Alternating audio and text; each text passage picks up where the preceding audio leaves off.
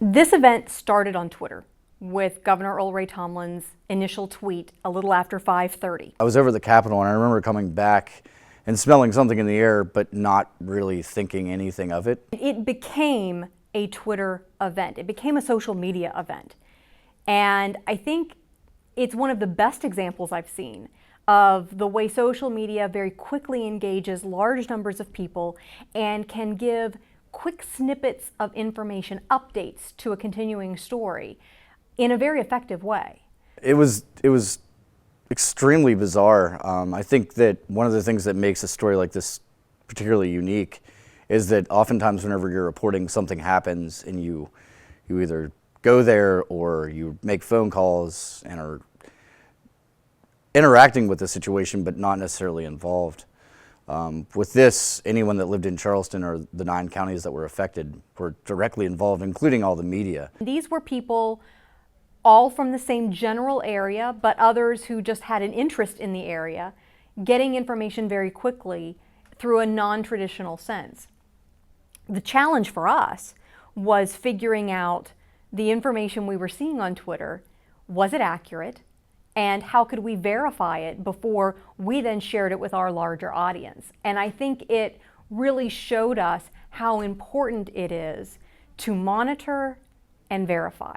I think West Virginia Public Broadcasting established itself in the digital and social media sphere in some capacity because of the chemical spill. The role of Twitter was, it's impossible to imagine what that situation would have been like without social media, especially Twitter. I think we jumped in following by the hundreds as the days went on. And again, that was a mix of methods of aggregating or retweeting certain trustworthy sources or blasting out information about where water would be available, clean water would be available. It's impossible to imagine what it would be like. We would monitor our social media accounts, we'd monitor Twitter, we'd monitor our Facebook account, the comments that would come in from our viewers, and then we would verify it with our trusted sources in various departments at both the state, the county, the local level, and then we'd be able to share accurate information. Because when you get into a problem is when people don't verify. Water is a prevalent feature in the state of West Virginia, and certainly some of its most remarkable places are its rivers.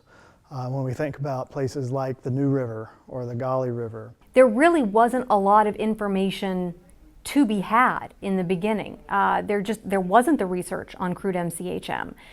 And we didn't know what the protocols and procedures were for shutting down a water plant of the size of West Virginia American Water's facility near Charleston along the Elk River.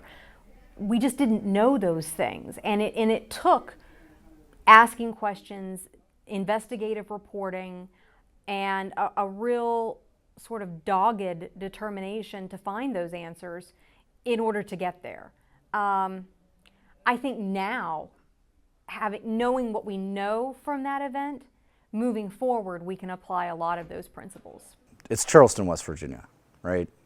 What does someone in New York City care about what happens in Charleston? Maybe not much.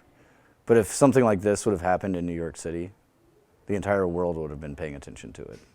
And they would have been hungry for every detail. Granted, part of that's a matter of scale and population and how many people were affected, but it's still 1/3 of a million people. 300,000 is a gigantic number.